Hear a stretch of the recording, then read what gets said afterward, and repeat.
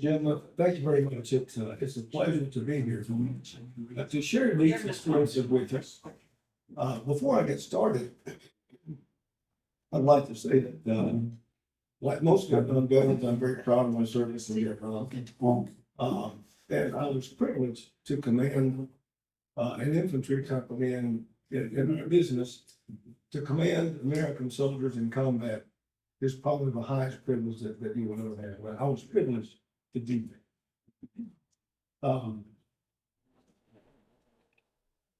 I'm going to do a couple of things. One, how many of you are Vietnam veterans?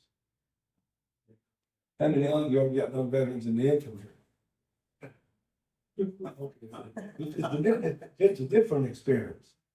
But what I wanted to do was give you an idea of what we operated with.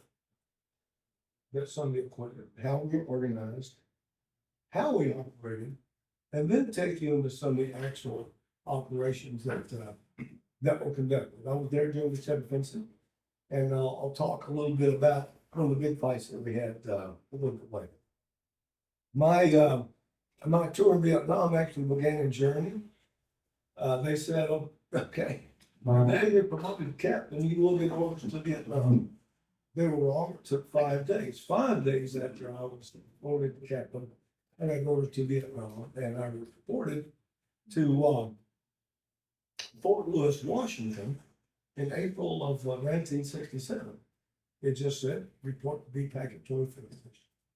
I had no idea what that was. When I got there, I found out that 400 plus soldiers and officers were going to come in at one time, and that I was going to be in charge of them, to form up to do preliminary training to deploy to Vietnam. And this involved, I came from Germany, we had the M14 rifle. I've never seen it in a city. So we went through some weapons training, zeroing, conditioning for about 3 or 4 months. And then it was time to go. Now, we had a little while there, so I was able to bring Charlene, my wife, to join me there for a few months. And that was very pleasant. We had a little time to see the Pacific Northwest, to travel a little bit. And I remember when we wanted to deploy by ship in late July. Well, before we deployed, actually, Charlene was able to come down to the port of Tacoma to see this is the USNS Upshur.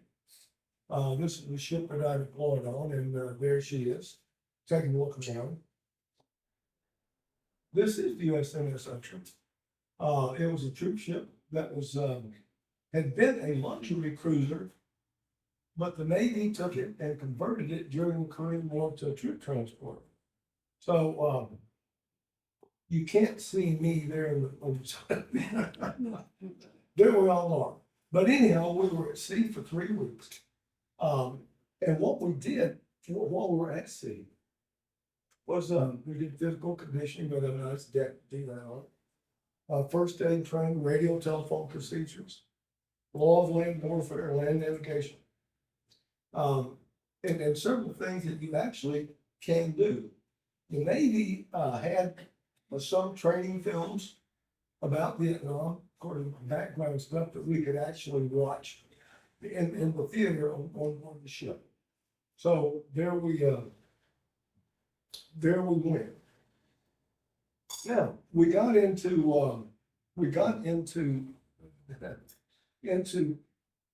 Vietnam. I remember well from we had a 175 inch gun with that headquarters with us. They debarked at Da Nang. And we sat there off the coast of Da Nang and watched it get rocketed.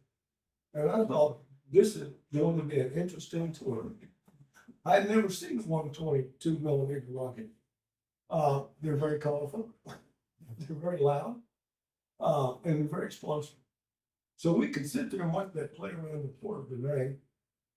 As they got off, then we went south all the way up Sheridan, and we got off at the port of Queen Mary. Now, so here's Vietnam landed, and here's how Vietnam was organized at the time. In the north was what was called the I Corps, Second Corps, or Corps Tactical Zone, Third Corps, and then down here in the Delta was Fourth Tactical Zone.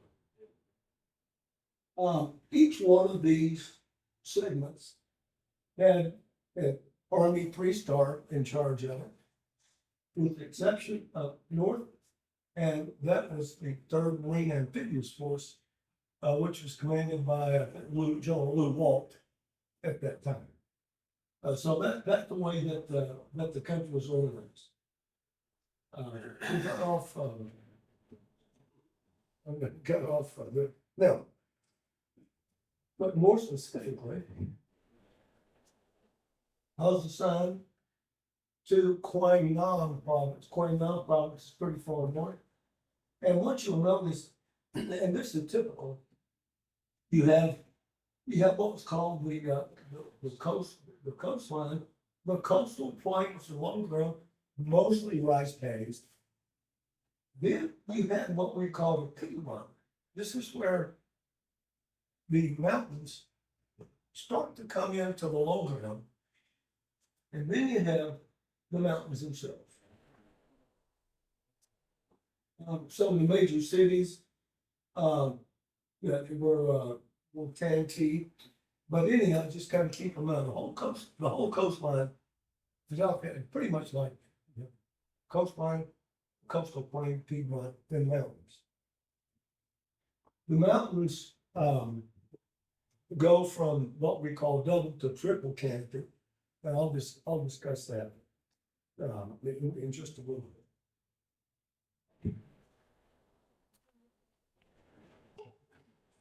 I went there as a young captain with one thing in mind, that was to command a company. This is what one does if one is an infantry captain or whatever. You're supposed to command a company. I'm very eager to do that. And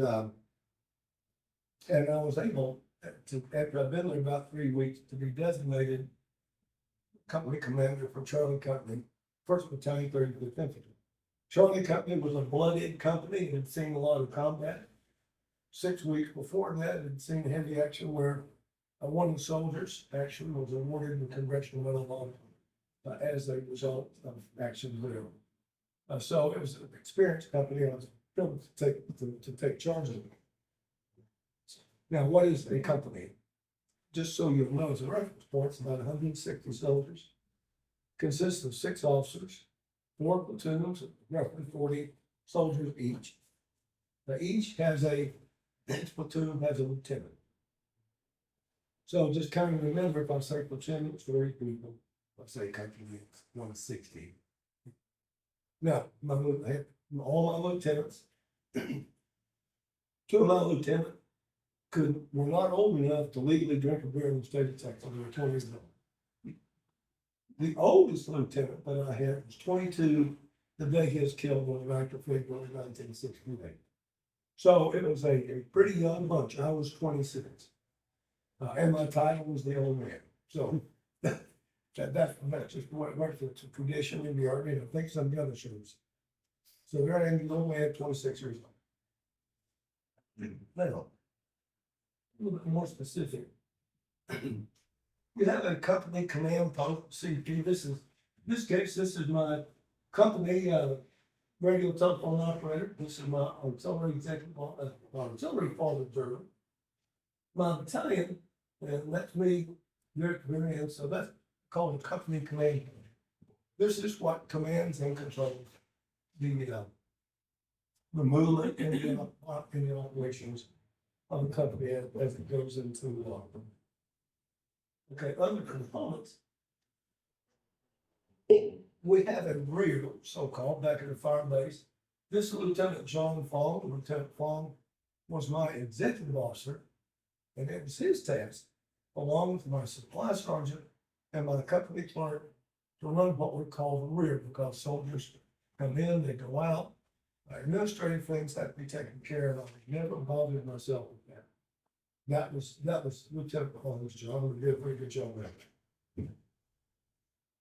Other things that you'd find in a typical company, if you're lucky enough to have a scout dog. This particular dog, his name is Rebel. About 50% of the time, I would have scout dog available. His handler was a Sergeant Danny Cotton, who I'm still corresponding with, by the way. The dogs, they never come back. Once they go to service in Viet Nam, they stay there because of all the diseases and things that they pick up in the tropics, so they can't be dealt with. Also have one medic per platoon. I had 4 medics, 4 platoons, 4 medics. 2 of my medics were conscientious objectives. Both had silver stars.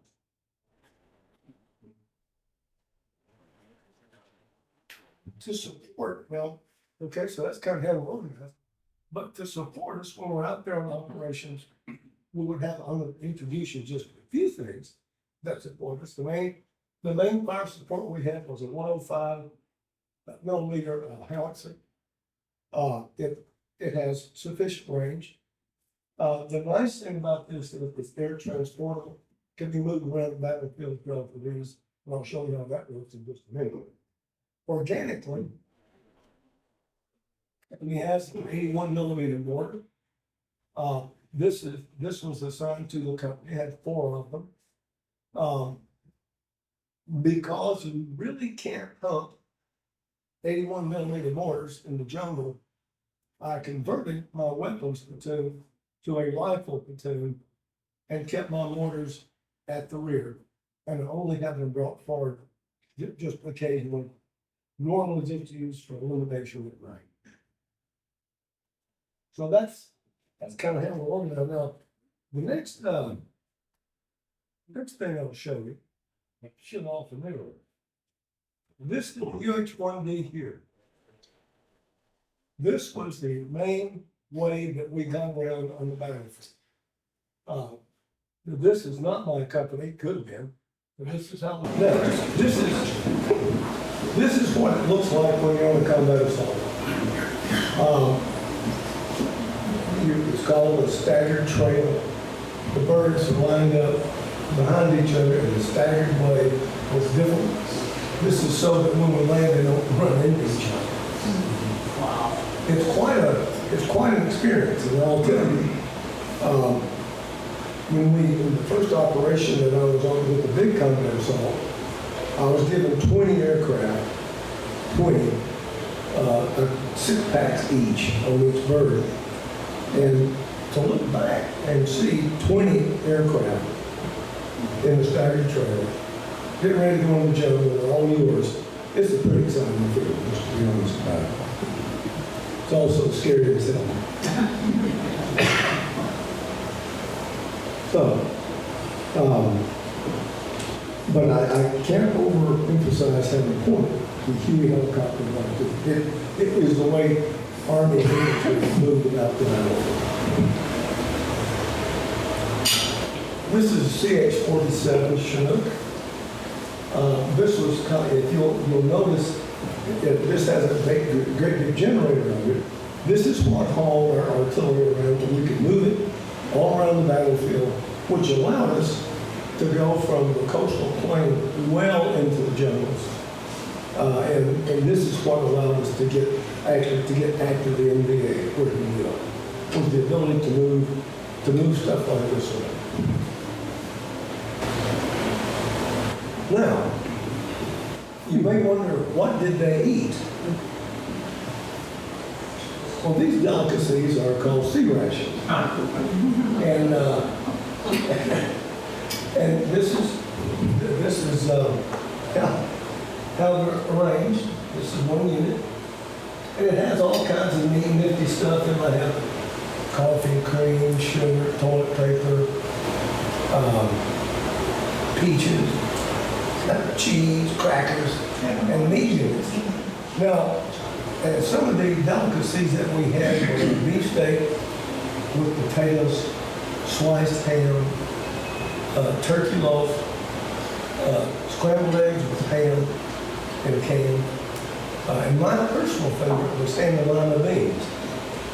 I was the only person that I know of that liked Carolina beans, so it was never a problem. You know, when we had the stuff issued out, I could always get what I wanted. But what would happen is you would go through a line, the box was turned upside down, you sold it, pick it up, you didn't know what. Then you'd look, and then the trading began. And that's how we did it. Now, I'm going to mention like what we carried. In addition to sea rations, we carried poncho, socks, an air mattress, rations, which I've shown extra ammo, hygiene supplies, and writing material, foot powder, and bug juice for the mosquitoes. Now, what we did not carry was money. What the issue was stuff called script. It took the place of money. I never had any because there wasn't any place to spend it. Go out in the jungle sometime and try to buy something. There's nothing there. The other thing that we did not carry was underwear. Don't be shocked, but we did not wear underwear except for t-shirts. And the reason that we didn't was because of highly advanced cases of jockstrap itch that you would get in the jungle through sweat and crossing streams and things. So that's what we carry. To kind of give you a little idea of how we do it. So, I assumed command of Company C on the 2nd of September of 1967. And I wanted that company desperately, but I remember we had a change of command. The battalion commander flew out. I was with him. We exchanged guidons with the outgoing company commander, and the helicopter left. And that's called you want it, and you got it. So then there's no handbook at that point. You simply try to find out what is the mission that gets you to the next point. Every commander, I don't care what service you're in, or what level it is, you have 3 priorities in priority: mission, men, and me. That's that. Those priorities never change. So keep that uppermost in mind, and you're going to be okay. But I knew what the mission was. The mission was to search and destroy, which is another way of saying find and kill. That's what it really means. And that was the mission. So we set about doing that. There wasn't much going on the first few days actually out in command. I was trying to get myself associated with each platoon, and I would go out front and center with them to do different things.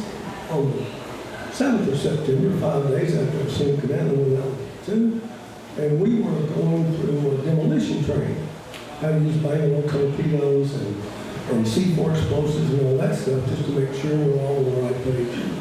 And on the way back, I had 2 men killed with the booby trap. They're actually hand grenades that were detonated. 1 man lost a foot. 1 man lost a testicle. 2 men were killed. Those men were 20 years old. I've never had anything like that happen to me. They were 9. And they were dead, and I was with them and killed. But that's a very sobering experience. But my medics knew exactly what to do. We took the dead men and moved them over to an area where we might be able to get a helicopter and started tending to the men that were wounded. And then we'll forget the brigade commander, Colonel George Ware, was flying not far away and heard what had happened because we called medevac with wounded. And he landed and was kind enough to take the 2 KIA with him.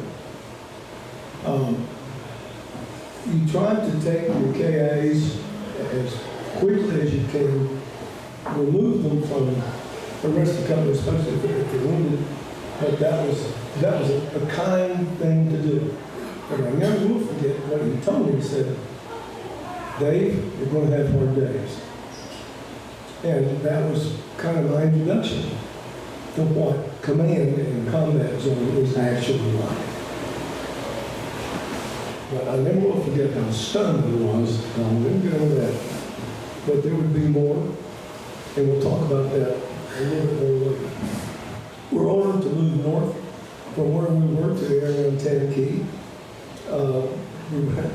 And you know, if we're C-7 Caribou, some Air Force guys might. Yeah, it's like a miniature C-130. We'll move by Caribou up from Tennessee to the north. And I'm told to be prepared for operations west into the channel.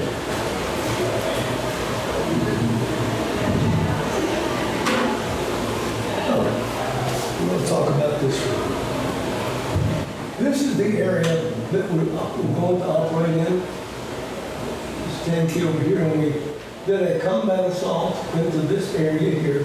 For those of you that don't know how to read a topographical map, and many of them don't. These little squiggly lines indicate elevation, and the green indicates jungle. So we're going to really very high jungle from the coastal plain. Can you still hear me back there? We okay? All right.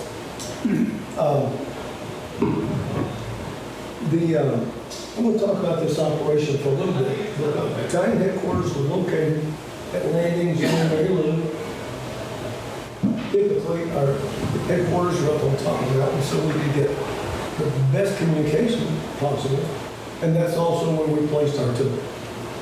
So they would put it there, and we would operate around having artillery support from different areas.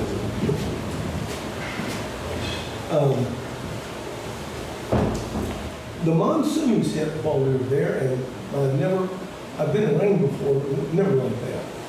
The rain comes at you horizontally, and it just doesn't stop. And you're up, and I think as cold as I've ever been. It was actually in Viet Nam. It gets around 45 degrees at night, up in the top of the mountains, and you're soaking wet, and the rain's blowing at you ceaselessly. Now, other things that you have up there in the mountains, you have leeches were a problem. Most of you can say leech, you're thinking of a stream down in some swamp. But in the mountains in Viet Nam, they have leeches, and before they eat on you, they're about the size of a matchstick. When they're truly about the size of your little finger. And we just grew up in the hard way. It was kind of funny in a soldier sort of way. We got up one day, and one of my soldiers went to use the bathroom, urinate, and screamed because he had a guest. And my God, well, of course, one of the medics had a sense about it. You don't pull it off. You take a cigarette, half of it smoked at that time. You light a cigarette, you touch the cigarette to the leech, and it will fall off.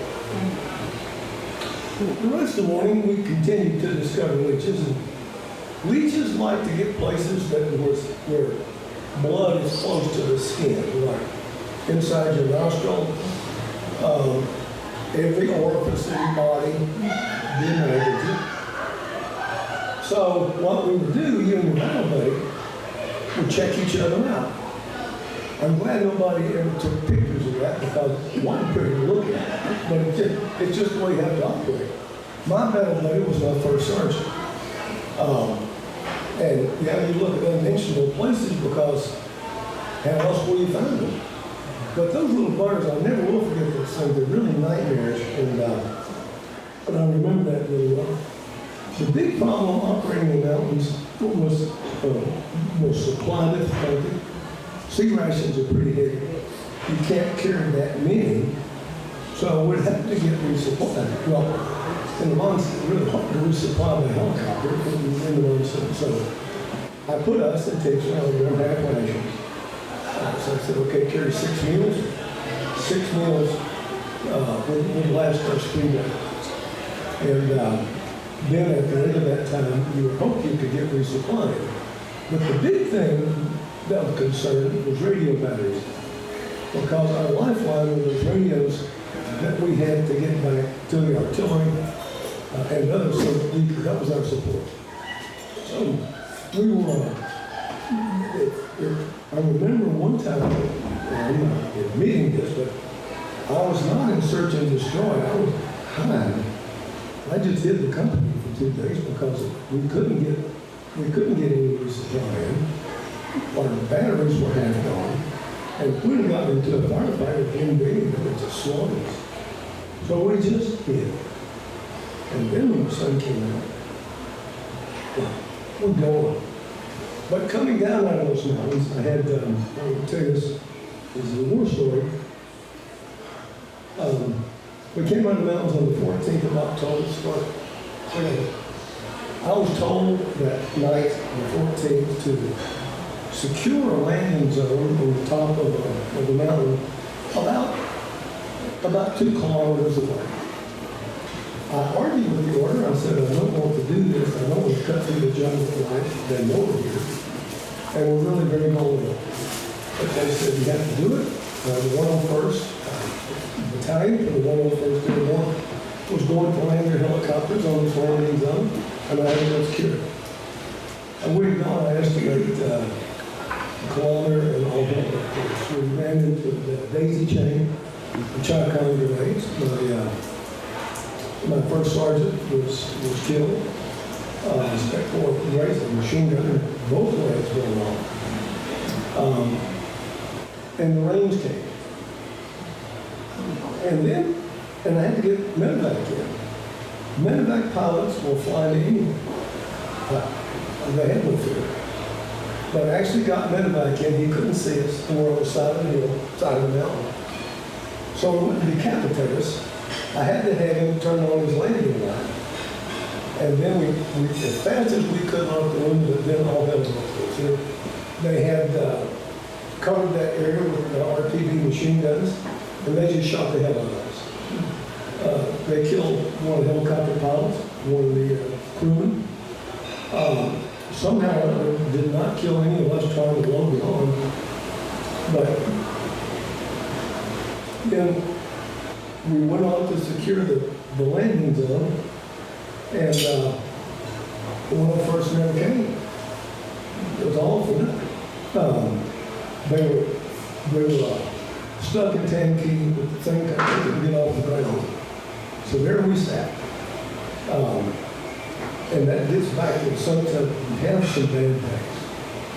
That was the worst of my time in Vietnam because we couldn't shoot back. There was nothing to shoot back.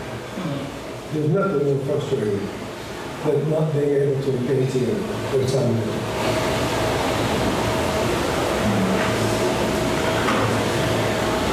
This is the first sergeant who was killed. Sergeant Bergman.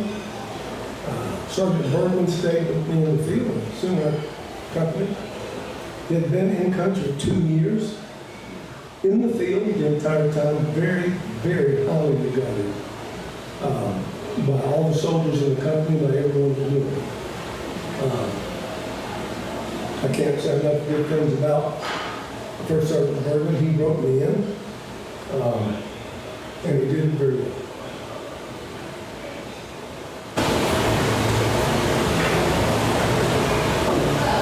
We came down after that into the low ground. The sun came out. We were by a stream. A beautiful day. I called back to them, and we were down. I called the battalion command and I said, I need a chaplain out here. And a chaplain flew out. John Corso is a Methodist, like matters. He got his little altar kit out and proceeded to have church service. Every soldier came forward. Every soldier came forward for communion. Jews, atheists, Buddhists, whatever we had, came forward And it was the one time I think as a Christian, that I understood the concept of being one. You read about it, you've seen it in Scripture, but that point, we were one. And the only other time I can think of it as a people, we were one, was after 9/11. Same thing. I don't know what the lesson is. Maybe is we need to have hard times together so that we can unify and become one. I just mentioned that for what it's worth. It was on my mind.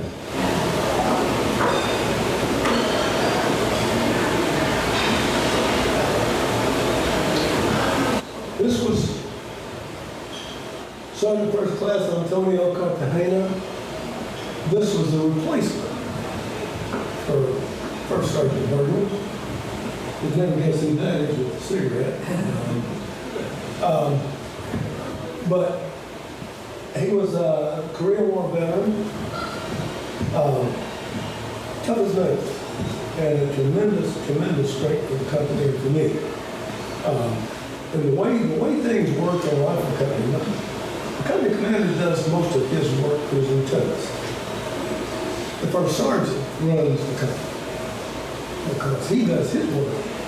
The platoon sergeants and the squad leaders, and there's a lot more of them than there are officers. So these are called the top kick for a reason. And the kick, you can guess what it is, the kick. He was, I want to introduce you to him because he is a very important part of what we do.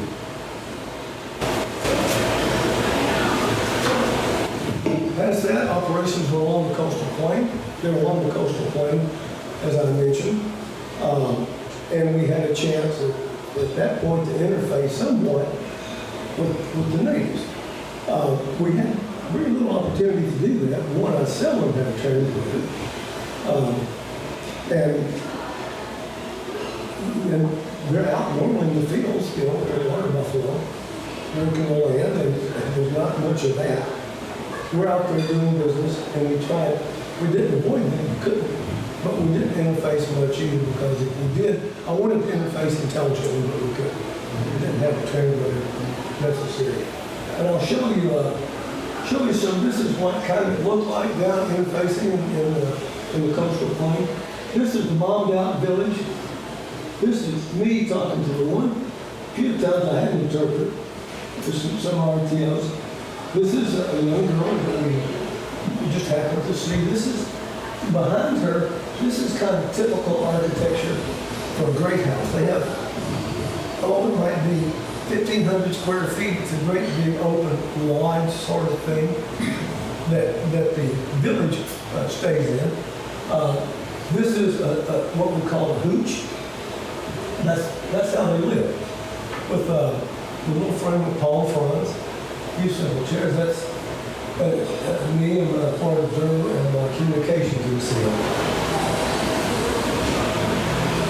Here's some more typical pictures. This is interviewing, trying to ask a villager about if they had information on the Viet Nam. That's right. The translator, working with them. And we had to be careful. Imagine, you're 4'9" tall and you weigh 80 pounds. And you're surrounded by all these great big guys with heavy beards, with battle dress, and it's very intimidating. So we would always try to back away physically from them so that they could be interrogated without our physical presence, because we realized it could be threatening. Here is a typical little Vietnamese girl with a water buffalo. Water buffalo did not like Americans, we found out. It's really very interesting. Here's a little girl that big, 1,500-pound water buffalo, just following along.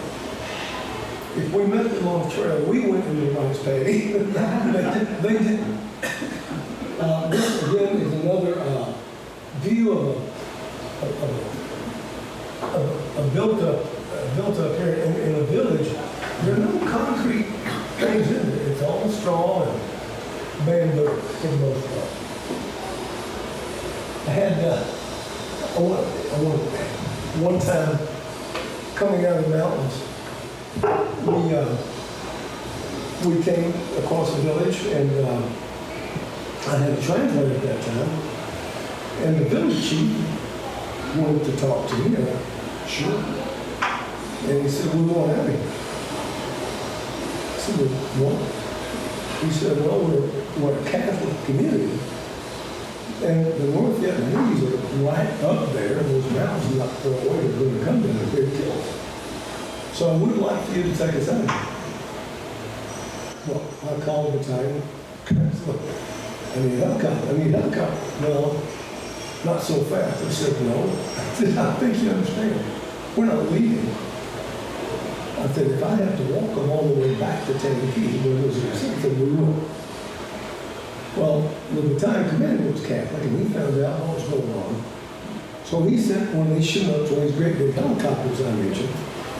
And that was one of the most interesting scenes I've ever seen in my life. Oh, they were little people, pigs, chickens, kids with little pissy diapers, just as nasty as they could be. We crammed every one of them over the top. And I remember that crew chief looking out at us like, dirty SOB, what have you done? He was going to have to clean it up before it's all said and done. But I felt really good about that. Every now and again, you know, you think, well, we're supposed to hear the save hearts and minds. Well, that time we did. But it was just kind of, to me, it's kind of a humorous thing, but it was real. Low ground, this is the way it looked if you're actually out there. This is a stream crossing. It's also very vague. But that is my company, my boy. Somebody just took that, but that's kind of the way you walk across the streams. And, this guy's talking about M60 machine.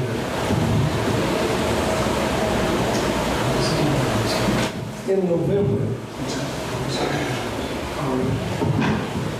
our battalion was ordered to go farther into the jungle.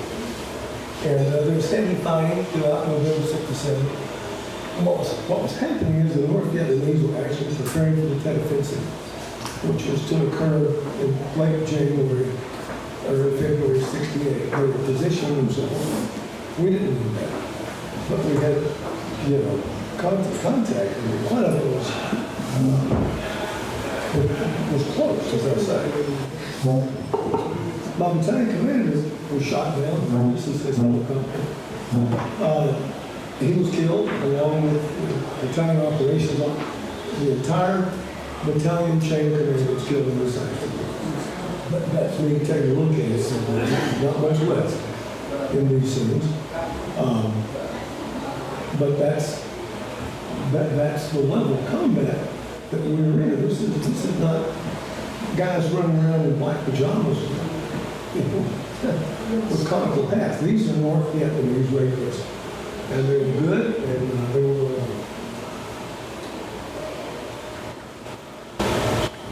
This is the replacement for Colonel Kimmel.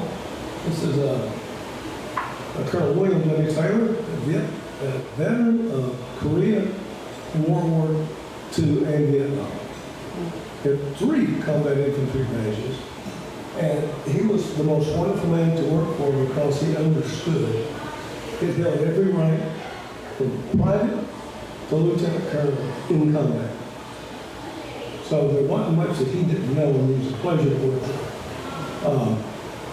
He would say, he'd fly out, okay, Dave, what do you want to do? And I'd tell him, here's what I want to do about brick squares. You have one question, what do you need? If you disagreed with what I wanted to do, he corrected me. But and we had that relationship with every time. And we had a good bunch of companies. He was a great strength.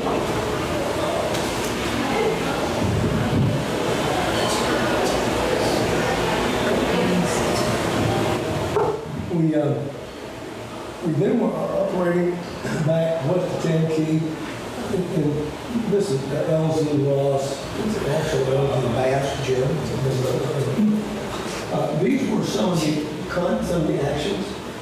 that took place, and these are major actions with North Vietnamese.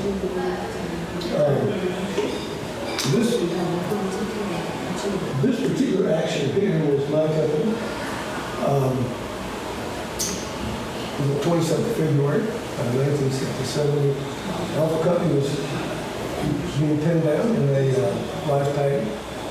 My company was sent in to help. We got in the back door, and I remember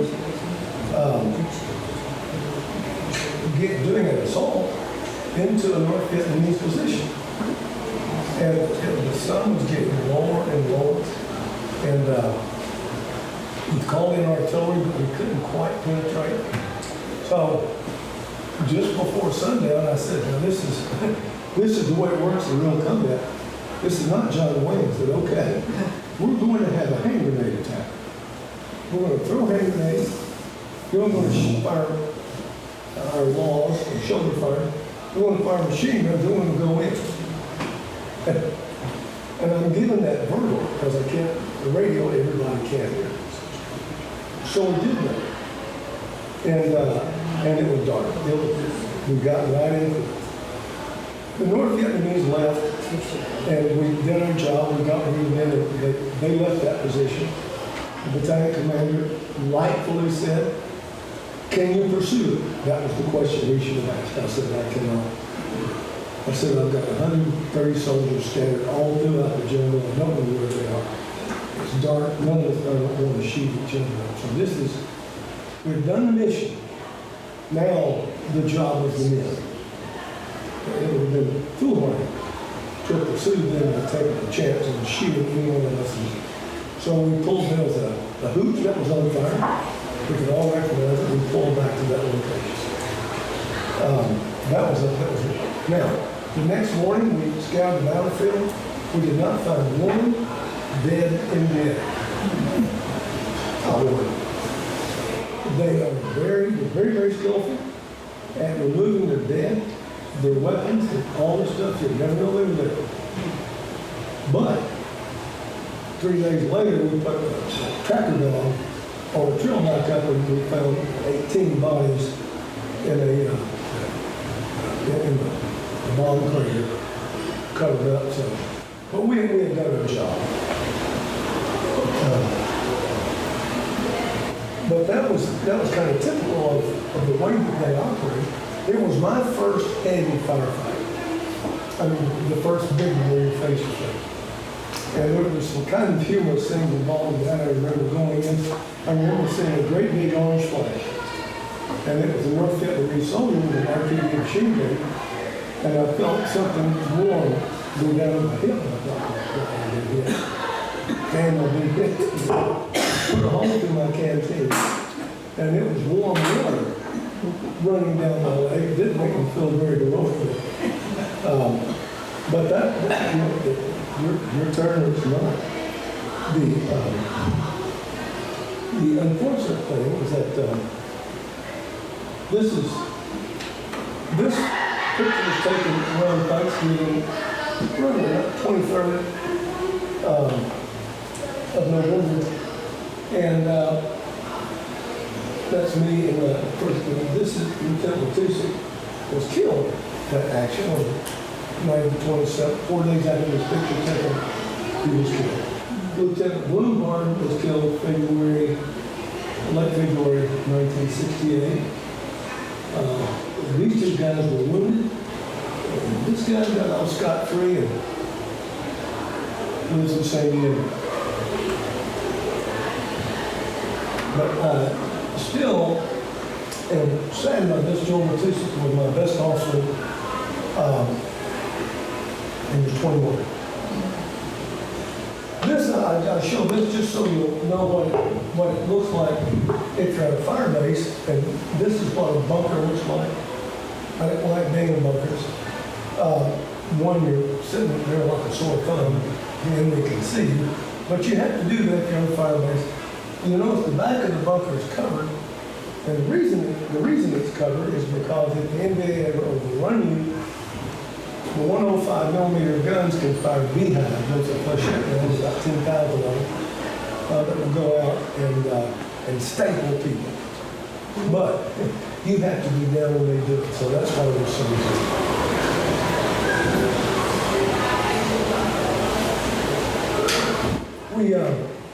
We're getting in telephone at this point. I'm gonna go through this pretty quick, because I know this is kind of long, but I'm trying to share with you some things that I hope will someday be in your memory bank. But the television, we're getting ready to come along, and we knew something was up because of all the activity we had in November. December, you had the Christmas truce. Not much is going on at all, except way back in the general North End and the divisions or positioning themselves for attacks into major cities and coastal. Da Nang, Hue, Saigon, Tempe, and so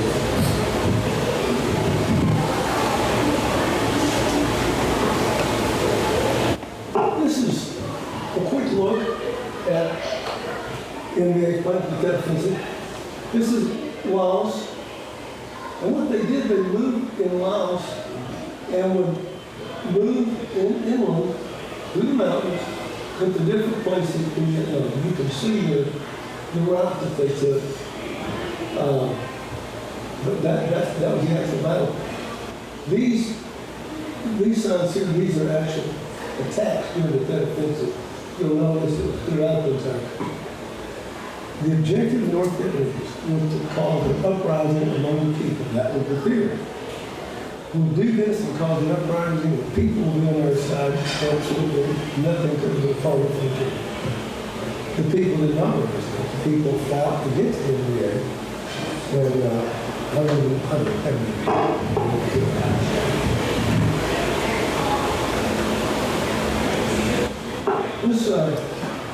this area is where I was operating in during the Tet Offensive. Mostly in the coastal plain, you'll notice. LG Baldwin is the brigade headquarters. LG Cacti, this is the battalion command post. And most of the action was down along this river. You can see the date that these things occurred, but I'll get that straight. So this is my company. We're getting ready to go into the Tet Offensive. That's me getting final orders to all my lieutenants. Here. This is my long suffering forward reserve. That's me sitting inside a helicopter on the way out to the field. The 9th and 5th, we've been in sporadic contact, but one night we got really badly mortared, and typically when they mortared, we always dug in, got mortared, and what they were doing, they would mortar us, and while you're down, they put sappers there. Sappers are people, engineers that carry large satchels of explosives, and their job is to find the command post and blow it up. And it's a good tactic. But my soldiers found them, they caught them coming in, and we threw an elimination grenade and went right back to where they came in and killed both of them. And that didn't stop the mortar attack. So what we did, we called Spooky, that's one of the reasons I love C-130. This is an Air Force C-130 gunship, and it's public. And this is what it looks like when it fires it, right? It puts illumination out, and then it kind of sound that it makes with and the 30mm rounds are also explosive rounds, so they explode. It's an awesome weapon, and we used it that night. In fact, it was with us all night until the next morning, and that's how we broke up the attack on the North Vietnamese. Okay, during the time of this is the route that my company was taking. The dates are along the way, the 4th, the 5th, 3rd, and then what we were doing, we're trying to get ourselves between the North Vietnamese and the mountains. North Vietnamese had attacked Da Nang and Tay people. They got their nose bloody and they're trying to get back to the land. Our task was to intercept them and keep it from doing that. That was the brigades task. Well, on the 9th of February, I found myself by a company between the 2nd Indiana Division and the So what we did, my company actually wound up tying with the 21st Indiana Regiment, going back and forth. It went on for several hours. We held them off. I had that day 15 men killed and 30 wounded. We killed over 300 of them in that one fight. It was, none of us had ever seen anything like it. This is what the North Vietnamese had intended to do, is to overwhelm us. If any of you saw the movie, we were soldiers, and the soldiers want to know.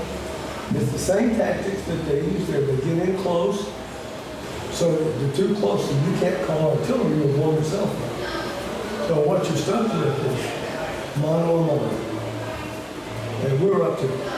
But it was, in fact, that particular fight was codified and documented. And if you go to the Infantry Museum in Georgia and look up 4th Division major fights in Vietnam, this is one of them.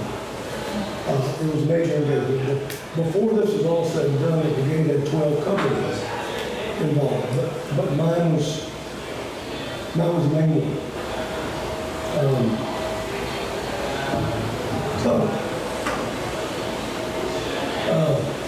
These are some of the things that were captured, and as the NVA did, they do not move well. But they left bodies all over the place. I did not allow my soldiers to take pictures of dead bodies. I didn't think it was respectful. They were soldiers too. They were perfectly free to take pictures of all the weapons.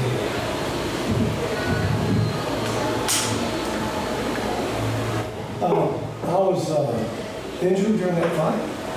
I thought I'd been shot in the head, but actually a 57 millimeter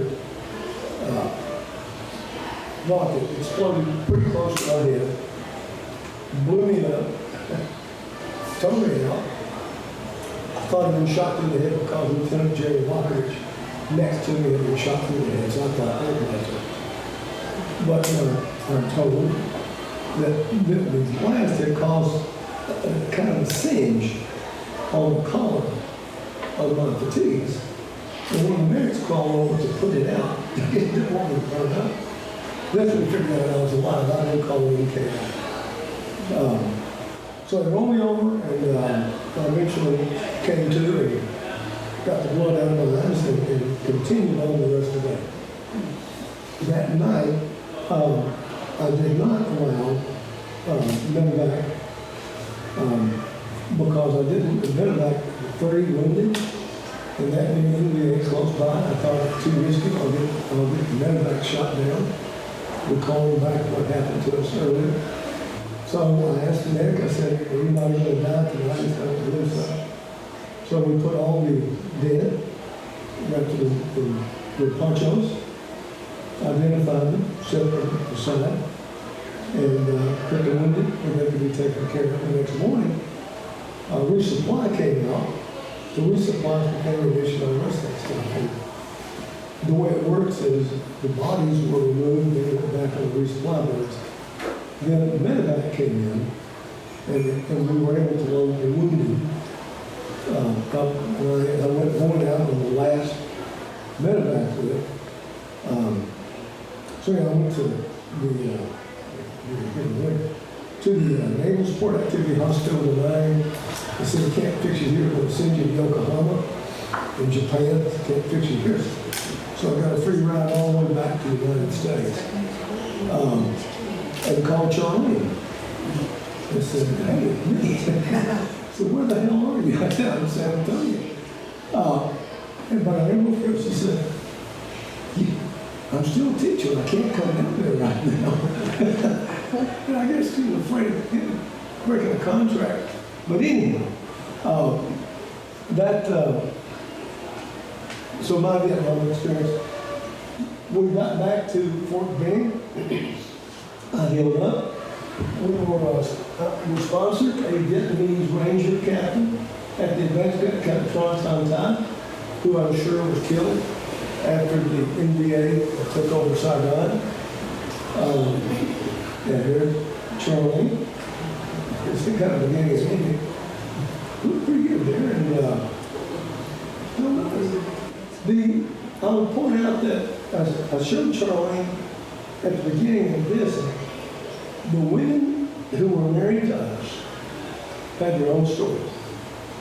And they're not always good. And I would rather have been good than I was doing than waiting on us because they didn't know what we were doing.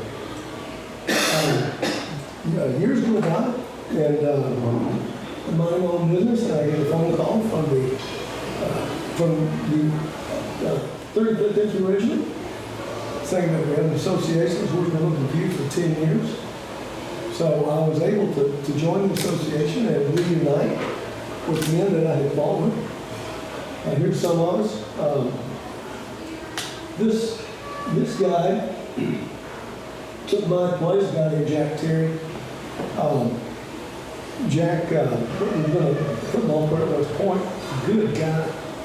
But 30 days after he took command from me, he had a leg blown off in the alongside plane. We reached down and pulled a punching stake out of a punching pit, and it was nugatory.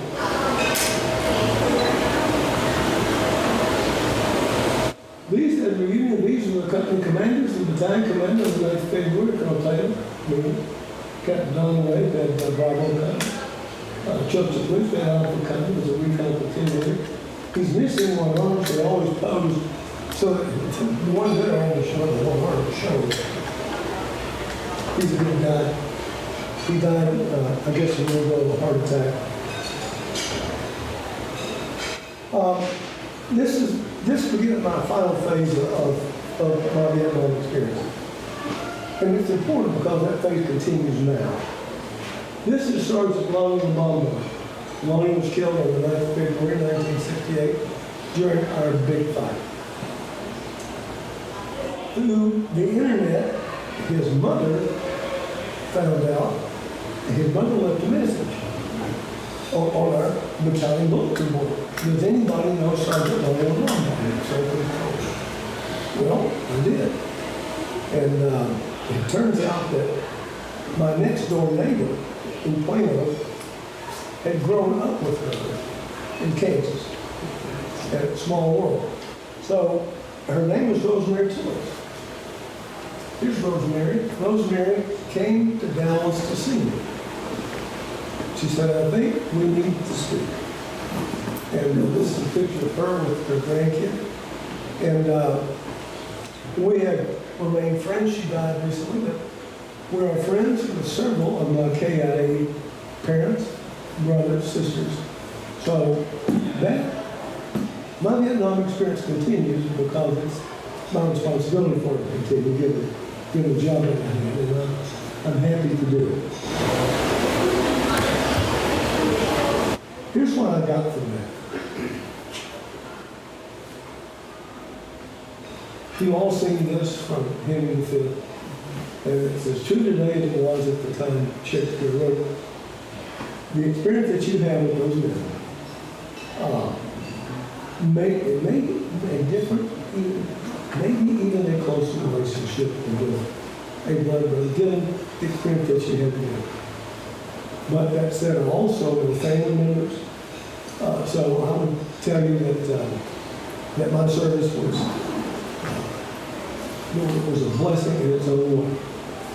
Thank you.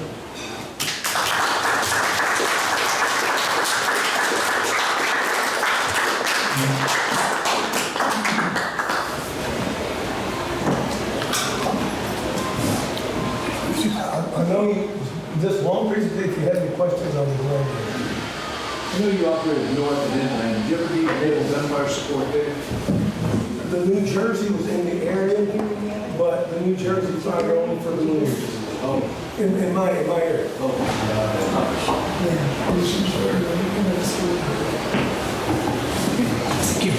Any more questions today? Well, I want to thank you very much. We got a little presenter for you. There we go. Well, something we give to our guest speakers. It's a relative pin. Thank you very much. I appreciate it. I'm happy to do it. It was a pleasure. Thank you very much, Dave. Is Bonnie still here?